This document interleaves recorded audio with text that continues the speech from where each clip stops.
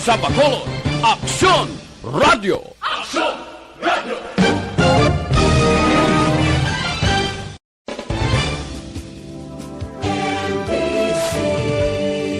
Manila Broadcasting Company. Sa balita, komentaryo, isyu, serbisyo publiko. Aksyon Radio! Sa Bacolod, Aksyon Radio! Aksyon! Radio!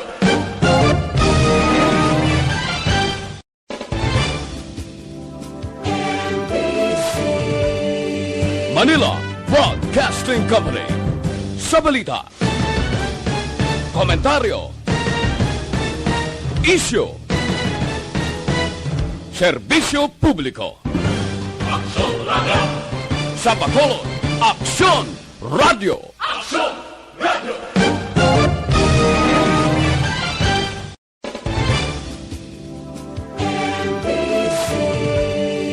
Manila Broadcasting Company. Sa balita, komentaryo, isyu, serbisyo publiko. Aksyon Radio! Sa Bacolod, Aksyon Radio! Aksyon! Radio!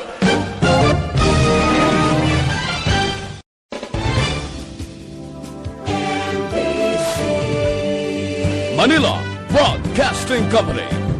Sa balita, komentaryo, isyu,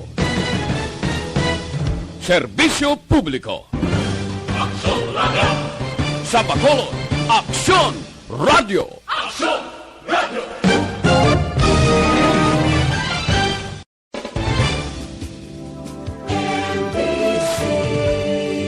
Manila Broadcasting Company.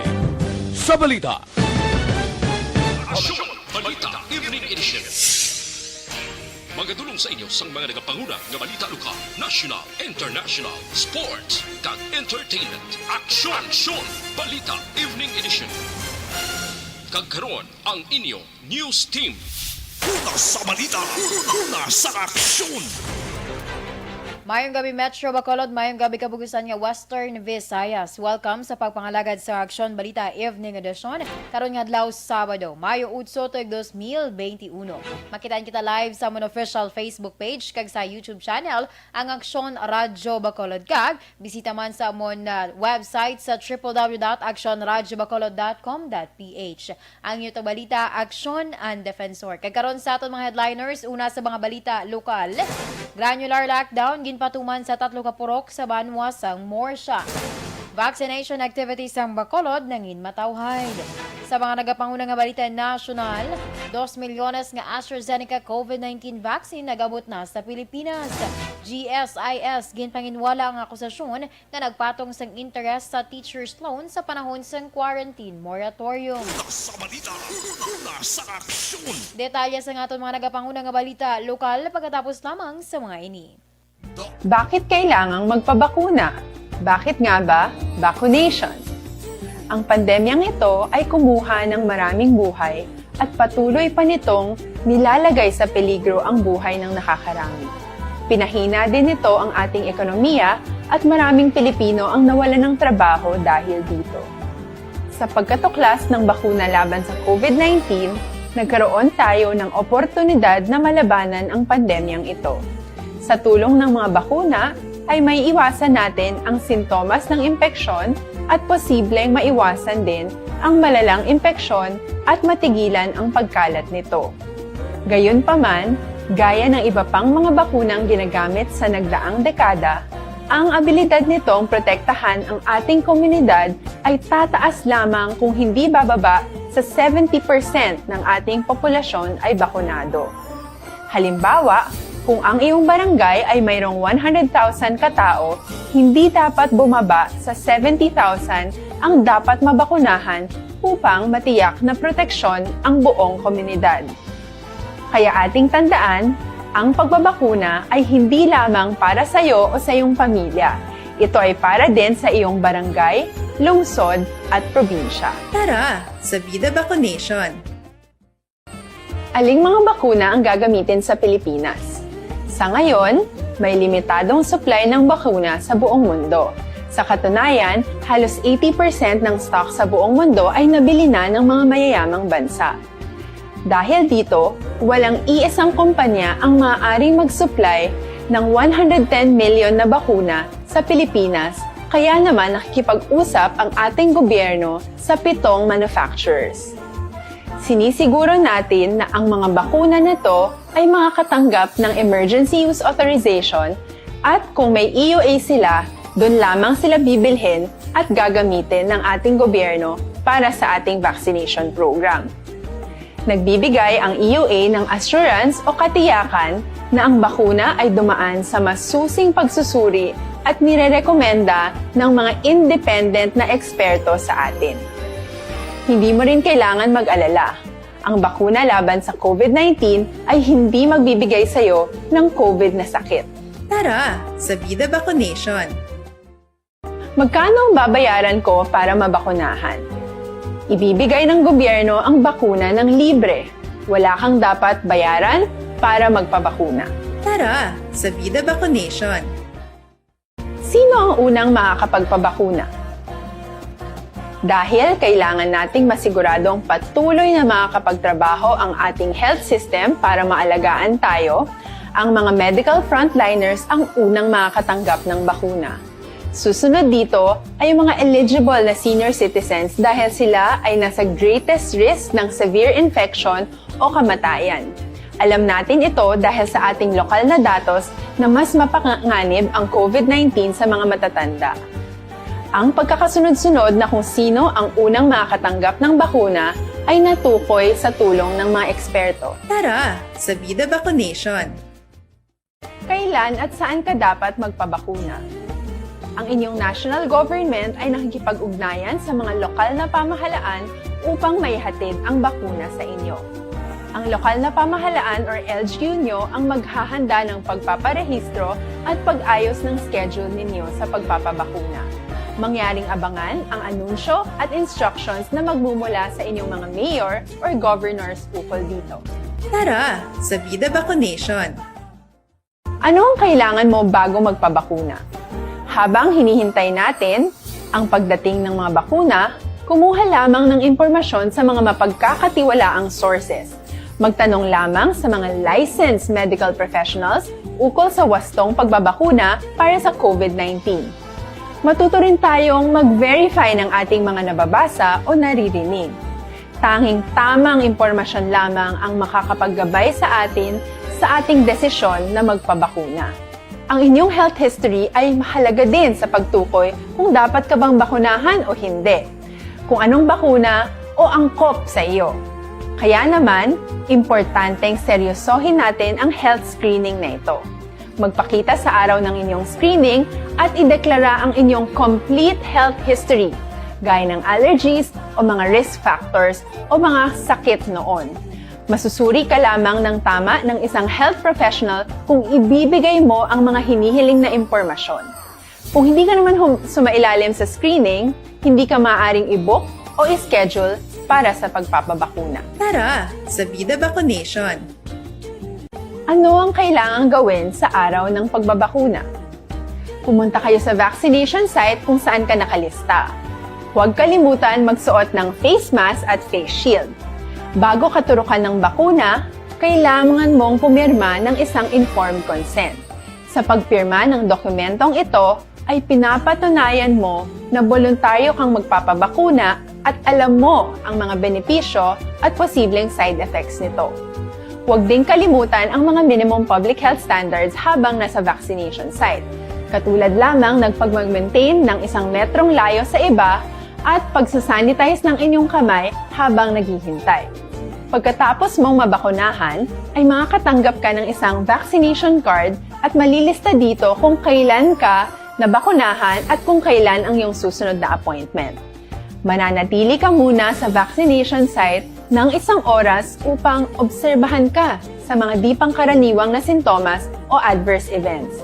At dahil importante sa amin ang inyong kaligtasan, ay patuloy kang babantayan sa susunod na 1 taon or 12 months. Tara, sa Vida Vaccination! Ano ang dapat gawin pagkatapos magpabakuna? Maaari kang makaranas ng side effects tulad ng sa trangkaso. Pero mawawala naman ito dapat pagkatapos ng ilang araw. Huwag mag-alala, senyales to na bumubuo ng proteksyon laban sa sakit. Kagkaroon sa rital na sa nga mga nagapanguna nga balita lokal, ginpaidalom sa granular lockdown ng 23 ka mga balay sa Banuasang Morsha matapos magpositibo ang pila ka mga residente.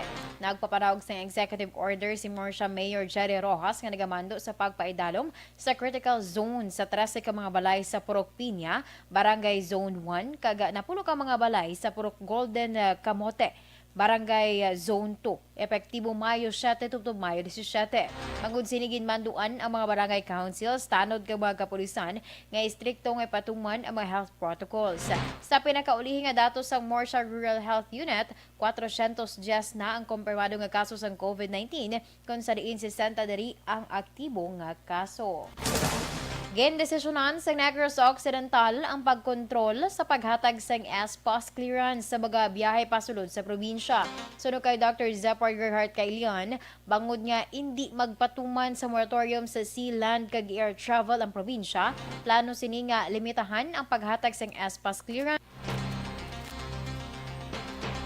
Ang S-Pass ang isa sa mga requirements sa pagbiyahe. Kagdugang pa ni Kailian, kung hindi na makasarang sa pagbaton ang local government units sa mga biyahero, mahimo nga i-hold temporaryo o kung i-suspend ang S-Pass requirements apang ginpasiguro nga hatagan ang aplikante sa tiun nga maligbuhan na ang mga quarantine facilities. Ginkalipay ni City Administrator kag EOC Executive Director Ang nga nangin matawhay ang vaccination activity karon nga adlaw sa Ayala Mall.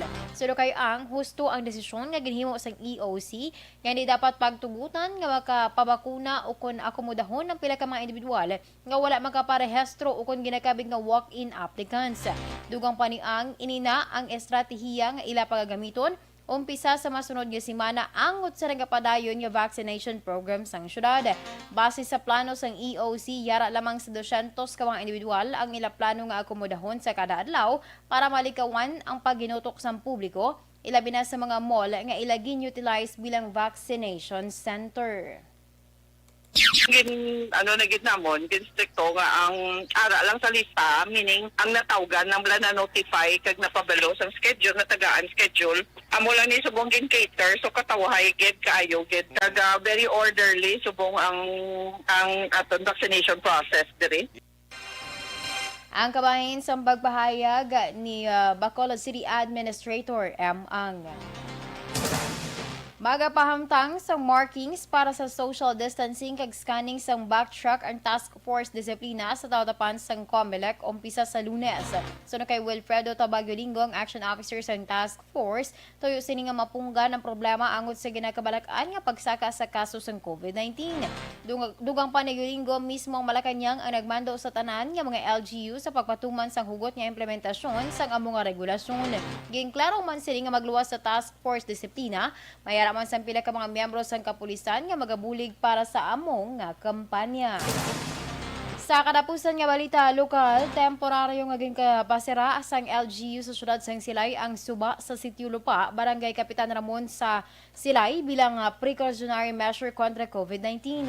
Sa interview sa Aksyon na radyo, ginpahayag ni Silay Mayor Mark Goles, ini ang inisyatibo sang syudad kasunod nga na-record ang 6 ka COVID-19 cases sa Kapitan Ramon bisan nga malayo na ini nga lugar. Dugang pa ni Goles, ang iningatikang nagbasiman sa ordinansa sang syudad na nagadumili sa mass gathering o kung pagtelepon. Subong adlaw, sa nag-umpisa ang temporary closure sang suba. Base sa impormasyon ni Goles, 2,000 tugtob 3,000 katao ang nagapadulong sa lugar kag iban sa ila ang nagikan pa sa Kabankalan kag San Carlos. Ginpahayag sang alkalde nga iya na ginatugyan o kung ginatugyanan ang Silay PNP nga magpahamtang sang checkpoint sa dalan padulong sa nasambit nga suba. Sa balita, una sa aksyon!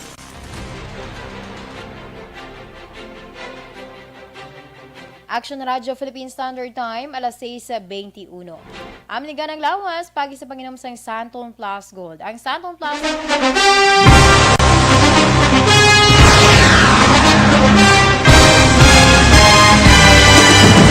Mga balita nga una nabatian, mga impormasyon nga nakaapekto sa pagpangabuhi sang tanan. Drama nga naghatag kabuhi sa istorya sang paglaom, paghigugma kag pagpasimpalan. Serbisyo nga makatalandog balatyagon kag nagbunga sang pagsanyon. Istasyon sang tanan sa sulod na sang 51 katuig. Istasyon nga hindi kamo pagkalipatan. Pito ka mga kongresista, isa ka gobernador, ang araw sa nagkulist, sampedaya, yung pamangkot to nagligad para pamaninga linaw wagay sa ngalan wala to naman nga maglapit na lang ang eleksyon pagwa. Sakit lang ko guys, nga katapos ang media nga mag-report lang sa senaryo, kabisan mahatagan kamo tsansa nga makapalayag sa inyo hibubunot batok sa pulis. Jaya kontra Wala niya tsansa mo, nagpasarhag na ang kamara, wala ang ila counterpart sa Senado, nagpabungol-bungol. Kamuda daw ga pinagusto lang sa kamara, insulto sa Senado. Una sa balita, una sa aksyon, Sabado, Aksyon Radio. Today, DOA is confirming that a 38-year-old female Chinese patient under investigation, or PUI, is positive for the novel coronavirus 2019 DAS-CoV. I issued an order to Executive Secretary Major Dia clearly laying down the responsibilities of each department in implementing the Bayanihan to Heal as One Act. Makabig nga pinakadako nga hangkat nga natubang sang pungsod Pilipinas ang COVID-19 pandemic. Tanan nga sektor ang apektado. Tanan nga kinahanglan sang pagtamod kag nagakaigo nga pagserbisyo. Bisan pa ang industriya sang pagwaragwag nagapangatubang sang kaangay nga pagpanghangkat. Apang Aksyon Radio Bacolod wala nagbiya sa pagpangalagad sa kahanginan sa pihak sang kabudlayan, peligro kag risgo nga dulot sang pandemya.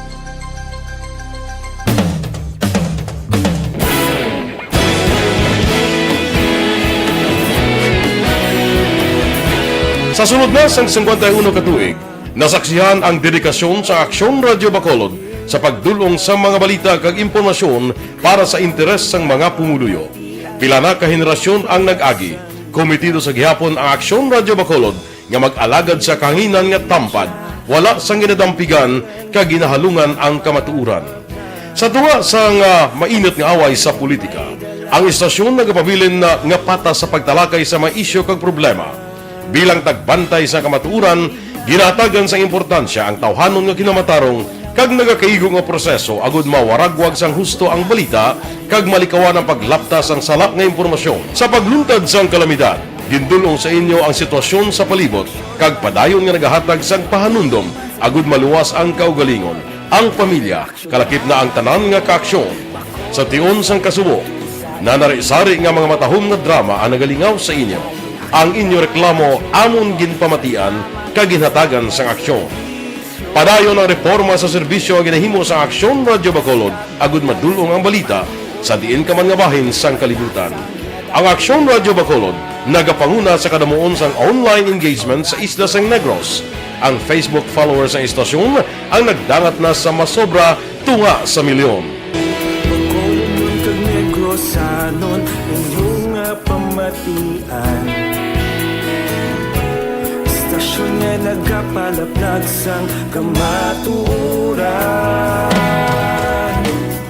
Humalin sa tutubtub suwong, nagapanguna sa gihapon sa balita, serbisyo publiko kag kalingawan ang Aksyon Radio. Napili bilang finalist sa UP Comrodsox Choice for Gandingan ng Katarungan sang Gandingan Awards 2020 ang Aksyon Radio Bacolod. Naghakot man sang pagpasidungog ang makatapo kag programa sa Aksyon Radio Bacolod sa Tingog kag Handurawan Awards 2020. Ang tanan nga kadalagan nga naangkon sa Aksyon Radio Bacolod sa masobra 5 ka dekada ang nagapatimaan lamang sang padayon nga pagsalig sa mga pumuluyo sa radyo nga nanging kabahin na sa ila matag adlaw nga pagpangabuhi.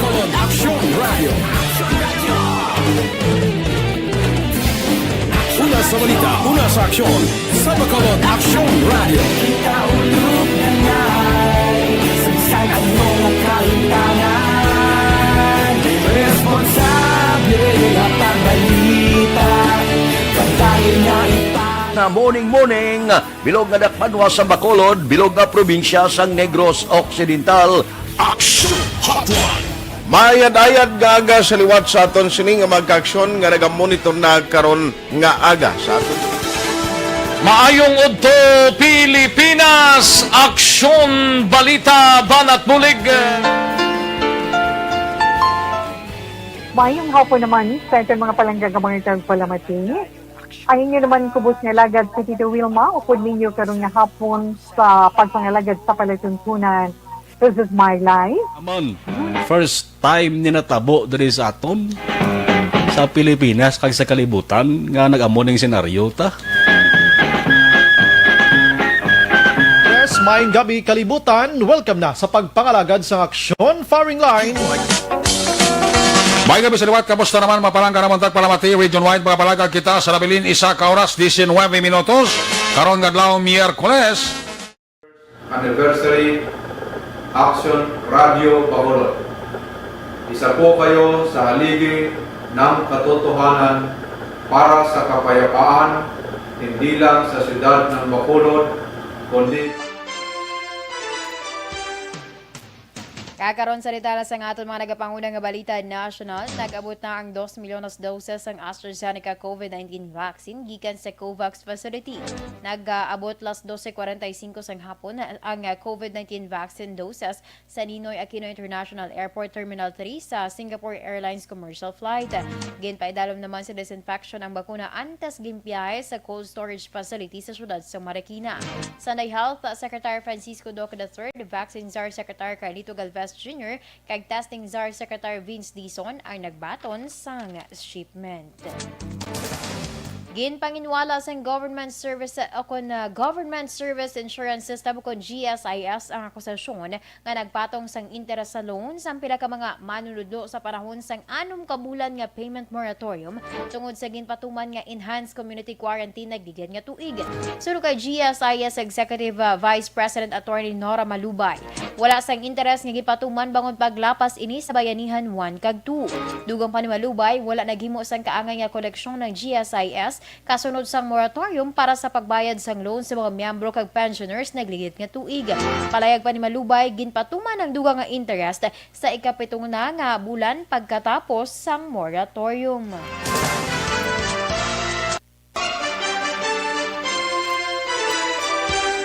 Sa arapusan nga balita national, ginanunsyo sa Department of Health nga sa sulod sang 2 o 3 kadlaw, magwa na ang resulta sa genome sequencing sa mga Pinoy seafarers gikan sa India nga nagpositibo sa COVID-19.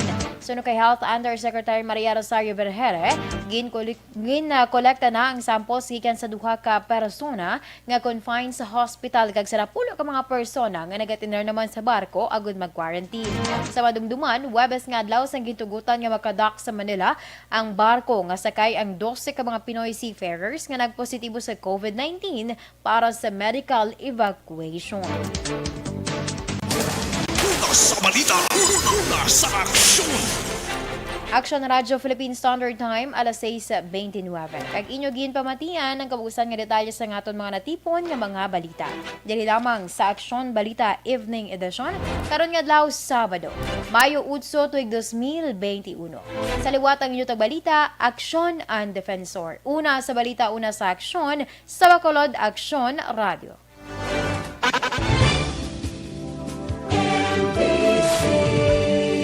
Manila Broadcasting Company. Sa balita, komentaryo, isyu,